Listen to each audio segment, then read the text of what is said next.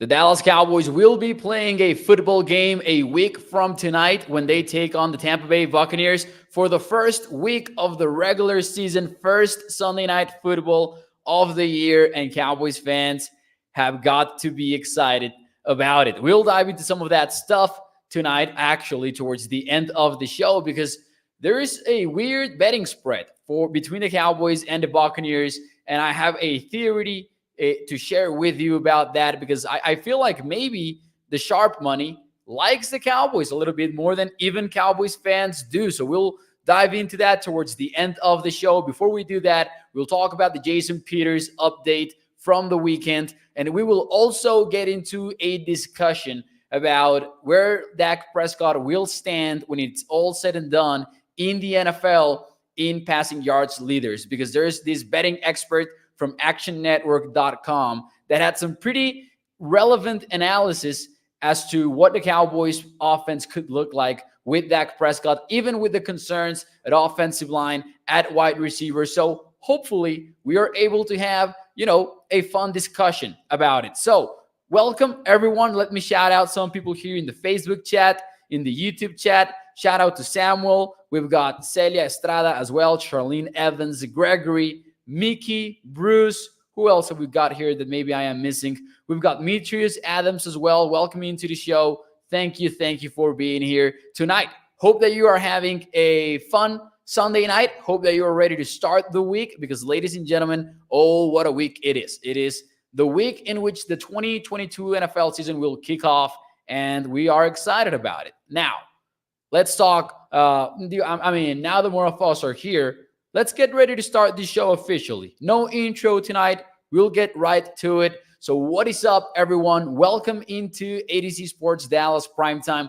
I am your host, Mauricio Rodriguez, streaming with you live every Sunday through Thursday night at 8 p.m. Central here on Dallas On Demand Sports Talk Network, with a lot more content coming your way throughout the entire season. Make sure that you check out adcsports.com/Dallas. We've got new Cowboys articles up there every single day. And as usual, Primetime is brought to you by our friends over at freemanmazda.net. For more on that, we'll talk about it later. And we'll talk about the ride of the week, because we've got a new one since it's Sunday night.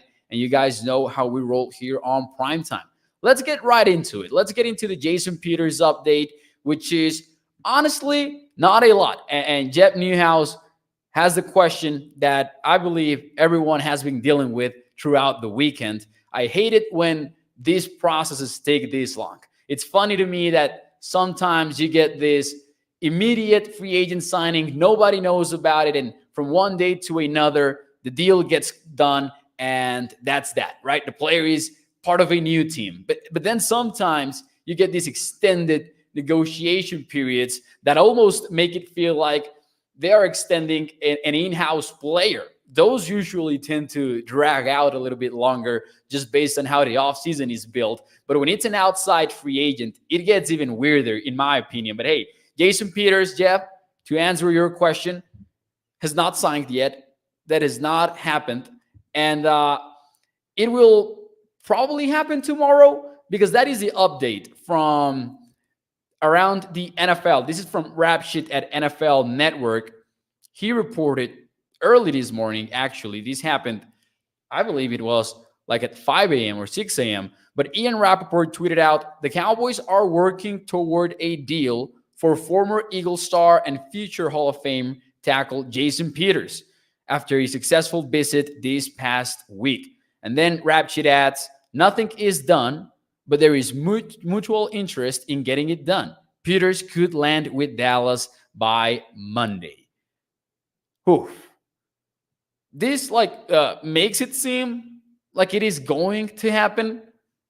And I believe Cowboys Nation has pretty much begun preparations for the season, assuming that Jason Peters will be on the team. But even then, what has not been defined is what role will Jason Peters have with the Dallas Cowboys if he does sign this week. And I actually had this question for you guys lined up. Do you agree or disagree that Jason Peters should be the starting left tackle as soon as he is ready if he is signed? Or do you maybe believe he should be a swing tackle for Dallas early in the season? Let me know what you guys think in the chat, whether you're watching on Facebook and or YouTube. And by the way, do me a favor while you do that. Hit the like button and share the stream if you like what you're seeing. Do you agree or disagree that Jason Peters should be left tackle one as soon as he is ready? We've got Scott Cole, over at Facebook, watching from Iowa. I love this show. Scott, I appreciate you. Thank you for your comment. We've got Chalk saying that he agrees. Samuel Rowe says, put some dirt on any injuries to Samuel Rowe. Albert says, starting left tackle for sure. Just have Smith as a swing, says Albert. That's interesting. Tyler Smith, do you mean? In case someone gets injured, Albert, or do you mean when Tyron gets back later in the year? Bruce says, disagree. No time to pick up the playbook. Mickey goes with agree. Kenneth Fraser goes with agree. Charlene Evans goes with disagree. He should sit and get used to the offense, says Gregory. Here's what I don't like, okay? Because my answer would be agree. I think that if you get Jason Peters, you start him as soon as he is ready. I am assuming that there will be some sort of ramp-up period for Peters, especially at 40 years old. He didn't have training camp. He didn't have OTAs or anything like that. I'm assuming he stayed ready during the offseason. He's a pro's pro at this stage in his career. You don't make it to 40 years old and playing in the NFL if you're not that. But still, you didn't have the intensity of competing in training camp. You don't know how much Peters really needs that anyway. But here's the thing. And my biggest issue with Jason Peters not starting at left tackle is, what do you do then? Do you roll with Tyler Smith and Connor McGovern on the left side of the offensive line and then change things up as soon as Jason Peters is ready? Or is he really going to be your swing tackle as you push Tyler Smith outside and hope for the best with Connor McGovern at guard as well? Because I think that's the one part we underestimate when we have this conversation about Tyler Smith. Everyone's concerned about Tyler at left tackle, and not necessarily in a negative way, more in a curious way. Like, how will Tyler Smith do a tackle after a training camp of getting ready as a guard? But honestly, I'm just as concerned about Connor McGovern at guard, because that didn't look pretty at all last year. So having those two question marks together on the left side is what would worry me. You hope for the best, obviously. You know that Tyler Smith has some pretty freaky athletic traits that could make him a big-time player in the NFL. But we all kind of agreed during the NFL draft process that he would take some time. And you got to wonder how much more time would he need if he didn't get ready in training camp as a tackle. So if you go with Tyler at tackle, McGovern at guard, and then Jason Peters as your swing, then you're talking about two question marks instead of one question mark, in my opinion, which would be Tyler Smith at guard with Peters at tackle. Because Peters, it's interesting. We all assumed that Peters was not effective anymore just because he's 40 years old.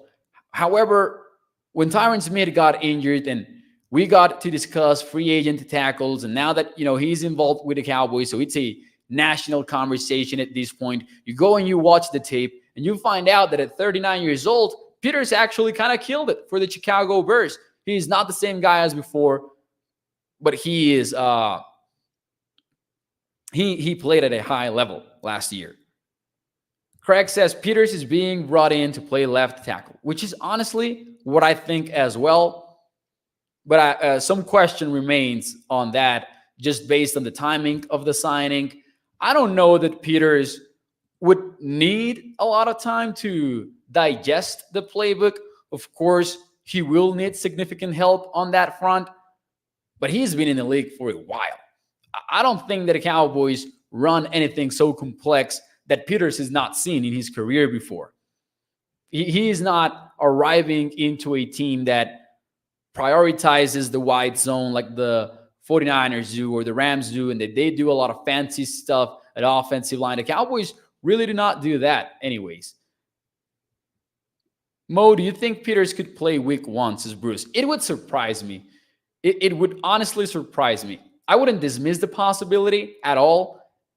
It all depends on how physically ready Jason Peters is. And I don't believe that we have any way to really know that. I don't know what the inside is on there, but it would surprise me if Peters is ready for week 1, which then also brings up the question, what's your starting offensive line in week 1? From the sound of it, it is Tyler Smith, left tackle, just based on what the Cowboys have said publicly, both the coaching staff and the front office. Craig says, did they sign him yet? No, not yet. The report is that the deal could be done by Monday, right? However, they have not signed him yet. What's up, Alex Gomez? Thank you for joining the show. What's up, Big? I don't know. Big says WTF. I don't know if that was because of something that I said, but welcome you into the show anyways. Maybe Monday. Maybe Monday, according to Rap Cheat's tweet. Rolando Rodriguez says, Mo, what's up from South Texas? When are they going to sign the left tackle? That's our question. That's everyone's question right now. We'll see if it happens next Monday. Tomorrow, hey, it's already Sunday night, which is kind of impressive. Tomorrow, we start the NFL kickoff week, and we got to be pumped and hyped about that. Ryan Doyle says, run block, pass block. What is there for him to know that he already doesn't know? He's been doing it for 40 years. He came out of his mom's womb in a pass blocking stance. I love that Ryan said this because my first thought was, well, maybe not for 40 years. And then I just saw the punchline and I loved it. I think he will be a good signing, says Jeff Clark. I think so too. There's a reason why the only knock that you hear on Jason Peters is him being 40 years old. You don't listen about him getting beat for 40-plus pressures last year. You don't listen about him being completely out of place with the Chicago Bears. You don't hear about any of that. The only knock on him that you hear is, oh, he's 40 years old. That's a good sign, if you ask me. Cowboys better win the division, says Khalil. They're saying the Eagles look nice. It's true, Khalil. Honestly, they do look nice. That is a fact, in my opinion. I've talked about this plenty on Primetime. Here's my take in a very summarized manner for Primetime. The Eagles have a better roster than the Cowboys do, period. That is, I don't think that you can really deny that. They have one of the best offensive lines in the NFL, probably top 3. You could even make an argument for the Eagles O-line to be the number 1 unit in the NFL in the trenches. They've got top-tier receivers with A.J. Brown and Devontae Smith. They have quality running backs. They have a deep defense. They got Chauncey Gardner-Johnson last week, which was a very nice trade for them. They get one of the top versatile nickelbacks in the NFL, which is a move that if we look at it from an objective perspective, you got to love that one. That was a nice move by the Eagles. However, the Cowboys do have a very good defense. Forget about the regression conversation because of the takeaways. There might be some regression because that's how defenses work in the NFL. But the Cowboys didn't really need the interceptions to be successful last year. Obviously, that took them to a whole other level, but they were number 3 in the NFL in success rate, which measures successful plays versus non-successful plays and doesn't put any sort of weight into how big of a play is it. Now, that's one part of it. The most important factor that keeps the Cowboys as a favorite to win the division is a quarterback. The Cowboys have one. The Eagles hope that they have one. They hope that Jalen Hurts is able to take a step that he hasn't taken yet with a better offense around him, with that top-tier offensive line that we talked about, with that top wide receiver duo. We'll see if he's able to take that step forward. But that's why we are concerned about the Eagles, is that they have a pretty complete team there. If the Eagles had Dak Prescott in at quarterback, they might be legit NFC contenders. They might be perceived that way as up there with the Green Bay Packers and the Tampa Bay Buccaneers and the LA Rams, which are the big three in the NFC. And I don't mean that because Big just, Big panicked at the idea of seeing Dak Prescott with the Eagles, and I don't blame him. But it was. I'm sorry, I was just trying to set the example, right? I actually think, says Craig, that Hurts will have a good year. I really don't know. I cannot figure it out. I lean a little bit against. I just don't like a lot from what we've seen from Jalen Hurts, and I don't think that he has had bad teams either. He's never had this good of a team, but he also has not had bad offenses around him. He's had Devontae Smith for what, 2 years now? No, 1 year, right? Devontae Smith was a rookie last year. Yeah, sorry about that. Hey Mo, what is up, Lux44? Thank you for being here. Let's see. He will be average, says Mickey. Then that's another thing. He could be just average. He doesn't have to be bad. He just might be average, right? I forgot that in about less than 30 minutes, I have my first and only fantasy football draft of this year. I am proud of myself because I only signed up for one of them. Anyways, let's see. I don't think Hurts is all that good, says Cheryl. That's fair. That's fair, Cheryl, because we have not seen that yet. We have not seen that yet, and we will find out. We will find out. I don't think even the Eagles know if they have something in Jalen Hurts or not. Jeff Clark says, I still think we need a wide receiver. What is your opinion? I would tend to agree. I might feel, and Cowboys Nation might feel significantly different if Gallup returns by, say, week 3. According to the Cowboys, everything beyond week 1 is an option. You gotta maybe not believe their words, but believe their actions. Since he started in the 53-man roster, he is not on injured reserve. He could have started the season on PUP. He didn't.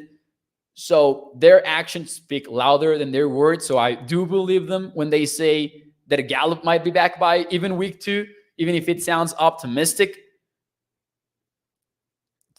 But I do think that they could have benefited a lot from adding another wide receiver, especially because Noah Brown is set to be your number 2 when the Cowboys take on the Tampa Bay Buccaneers. I would like it if they had gotten another receiver. They're not going to do it, though. They doesn't sound like they will. Joey Bella says, I'm late, but great evening. Shout out to Joey Bella, who joined Primero Cowboys last Friday as well. Primero Cowboys, for those of you who don't know, is my show that is 100% in Espanol. And then we'll have another Spanish show on the Cowboys in ADC Sports Dallas podcast feed. If you have not signed up to that one, in case you ever miss Skywalker Steele's show in the mornings, or if you ever miss prime time, you can check it out. You can check out the audio version if you want to listen to it while driving or anything like that on Spotify, on iTunes, wherever you listen to podcasts to. You can get Skywalker Steele's show there, my show there. Ian, our Mavs writer, also has a Maps show that drops in the feed every once in a while. And then if you are interested in a show in Spanish, or you know somebody that would like to listen to that, make sure you tell him about El Pot the Cowboys, which is what we'll be dropping this week, a new product from ADC Sports. Did you bet Florida State tonight? I did, says Craig. You know I did. You know I did. I had stopped watching, obviously, but they pulled off my favorite play in football. If you guys ever know anything about me, let it be this. My favorite play in football is the flea flicker. Insanely unsuccessful, but I just cannot get it over the thrill of a flea flicker play. And Florida State pulled off one that was near perfect tonight. Stephen White says Florida State versus LSU is a dogfight, 7-3. It's been a very nice week 1 for college football, man. That Thursday night game between Penn State and Purdue the other night, the Pittsburgh, West Virginia game, Utah versus Florida was amazing. That was a game that I will never forget, maybe. Ohio State holding it down versus the Fighting Irish. Honestly, Anyways, we'll get back into the Cowboys. Do not worry. Do not worry. Back into the Cowboys. Let's talk about Dak Prescott. Can Cowboys quarterback Dak Prescott lead the NFL in passing yards this season? Would you bet or pass on Prescott leading the NFL in passing yards this year? Keep in mind, this is not only about making the prediction on Prescott leading the NFL in this statistical category. This is also about the value that you can get from Dak Prescott in this bet, because he was plus 600 last year to lead this category. He was the second favorite in the NFL, and he pays even double better odds this time around. So he's plus 1,400 this year versus 600 last year. Would you bet on Dak Prescott to lead the NFL in passing yards this season? Let me know your answers to that in the chat if you're watching on Facebook or YouTube. And while you do that, let me talk to you about our friends over at freemanmazda.net, because the ride of the week is the new 2022 CX-9 Grand Touring. I love this one for a plethora of reasons. Let me list them out. It's got an all-wheel drive feature, third row sitting, rear air conditioning. If you've ever been on a long ride in the rear seat and you have no air conditioning, you know that's a pain in the ass. Not with the CX-9 Grand Touring, because they've got you covered with that. Not to mention, it's got a sunroof, heated leather, memory power seating, adaptive cruise control, and a miles per gallon capacity of 20 in the city, goes up to 26 when you are in the highway. Make sure you check out the pictures of this vehicle over at freemanmazda.net. That's the ride of the week. And remember that when you choose Freeman Mazda, you're choosing a lifelong partnership with your car dealer. Let's get back into Dak Prescott here. Let's see. Just bought one, says Craig. There you go. There you go. Craig says just bought one. It worked. The ad worked then. Eagles better, says Smile. He feels the need to let us know. If he keeps spamming, though, I'm going to have to block you, Smile. You're welcome. You're welcome to stay around and listen about your favorite team, which is obviously the Dallas Cowboys behind that avatar. But if you keep spamming, I will have to block you. I'm sorry. That's just the rule. I appreciate the engagement, though. Let's see. Let's see some of your comments to that. Would you bet or pass on Prescott leading the NFL in passing yards? Craig says pass. Smile says pass, obviously. Gregory says pass. Charlene Evans says pass. Dak MVP this year, says Ultra Cowboy Christian. Pass for Tommy. I didn't expect these many passes. I honestly didn't expect that one. That is why he's listening, says Jeff. Oh, definitely. Definitely. Samuel Rowe took care of it. He put him on timeout. Shout out to Samuel. I will tell you what. Dak Prescott says, Iceberg Slim, 2022 projection, 4,790 yards, 44 touchdowns, 9 interceptions. That would be the highest in Dak's career by a wide margin. Am I wrong in that? I might be wrong. I would have to double check that, but 44 touchdowns definitely seems like that would be his highest in his career. I would bet it. I honestly would. Now, not necessarily because I am this degenerate gambler that always wants to talk about sports bets, but hear me out. That's good value. And when we're looking at value bets, it's not only about the prediction, it's about the odds that you're getting. And think about this. And this whole conversation, by the way, was born because I was looking at this analysis from theactionnetwork.com, in which betting analyst Brandon Anderson actually called Prescott his outright pick to lead the league in passing yards. Here is his reasoning. I will read it to you right now. And I quote, "Now with more time to recover, he could be in for a monster volume year. Kellen Moore has the Cowboys throwing early and often. They finished second in team passing yardage last season and second in attempts in 2020, even without Dak for most of the year." That's my parenthesis. That's not Anderson. Back to Anderson's words. That could be amplified further if Dallas defense regresses as expected forcing Prescott to throw more often instead of protecting leads. Prescott had nearly 600 attempts in 2021, even after missing a game and playing hurt, so he could cross 650 this season and maybe even approach 700. And then he goes on to add, if he stops 650 passes and 7.5 yards per attempt, which is what he averaged last year, he would fall at 4,875 yards. So Anderson's analysis on this is that if you get a slight uptick on that number of attempts and that yards per attempt average, Dak Prescott could eclipse 5,000 yards or even surpass it. And it makes sense to me because last year he was at 7.5 yards per attempt, including the games after the injury. But if you go back to 2020 and 2019, he averaged over 8 yards per attempt each season. And this becomes an even more interesting conversation when you take into account the obvious, huge, immense question mark at left tackle and across your entire offensive line, really. So a lot of us naturally think they're going to run the football a lot more. Jerry Jones is going all about it on the radio, even though we don't really know if that's true or not, whatever he says in front of the microphone. But the Cowboys offense does feature a lot of quick throws. Prescott had very nice numbers if looking at the time to throw averages from last year.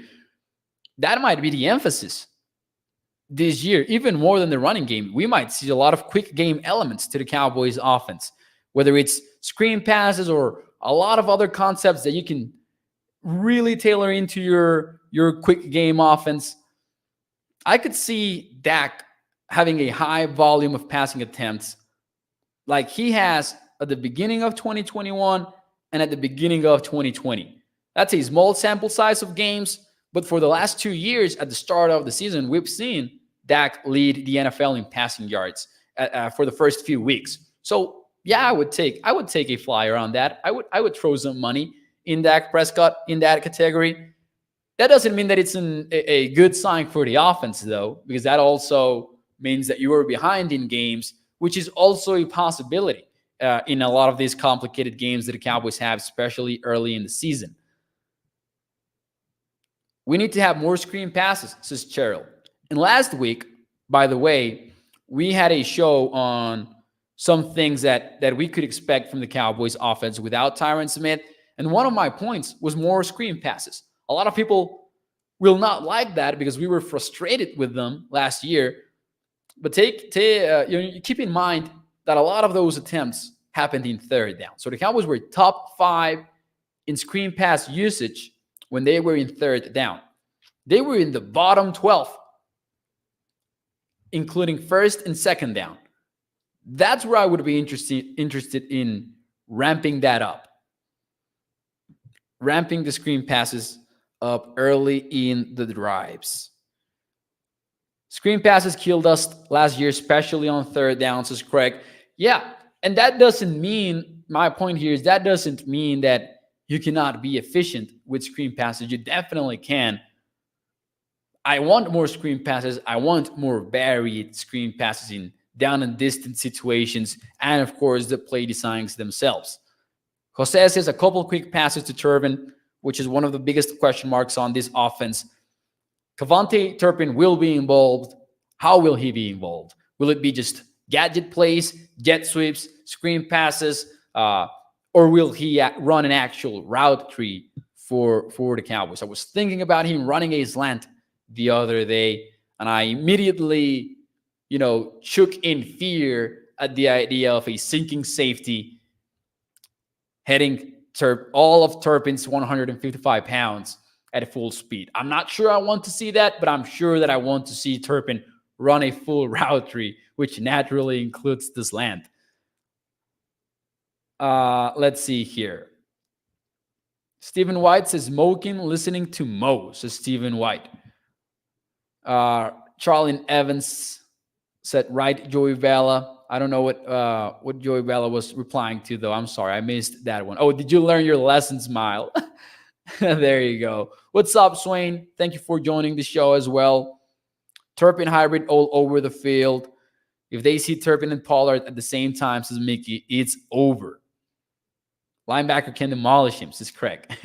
It will be, that's one of my biggest, that's one of the things that intrigues me the most about this offense. How involved will Kevontae Turpin be? Anyways, moving on, I would take that bet, as I said. Last point of tonight's show. As you can see in the name of the video, I wonder if the Sharps are higher on the Cowboys than most of us are and most of the NFL world is. Early in the year, and as soon as the schedule was revealed, I believe, we dove into the look-ahead lines for week 1. And I remember seeing plenty of look-ahead lines suggesting that the Cowboys would open as 7-point underdogs, even as a home team, versus the Tampa Bay Buccaneers.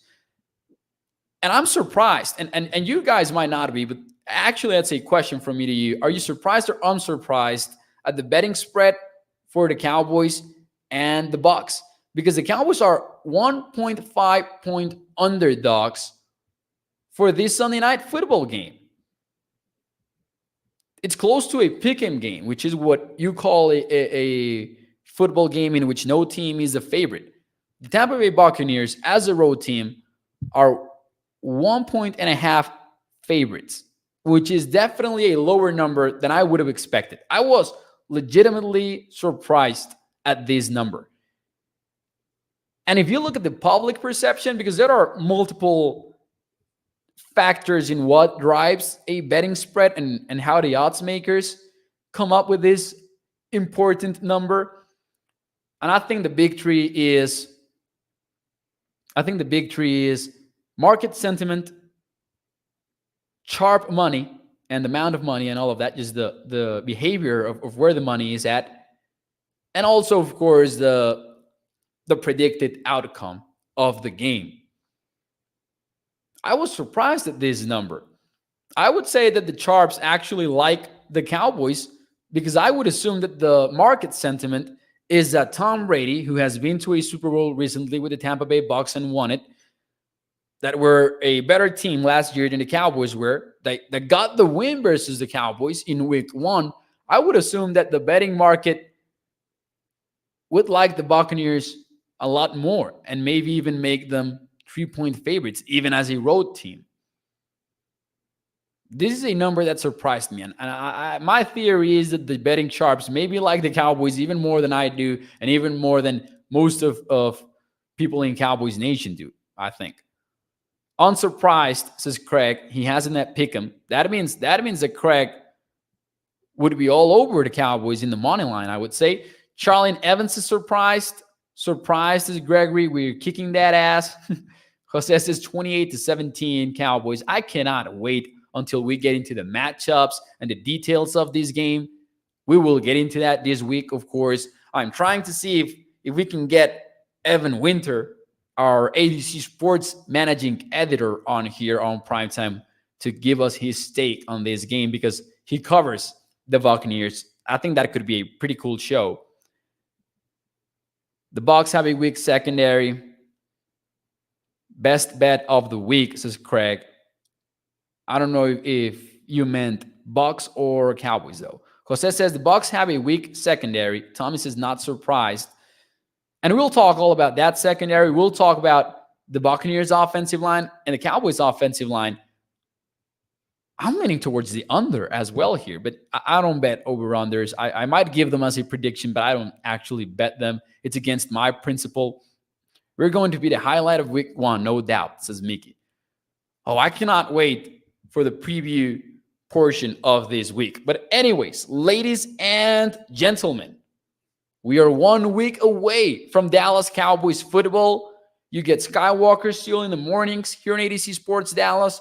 You get myself at nights, and you will get Dallas Cowboys game day, of course, as you had all of last year.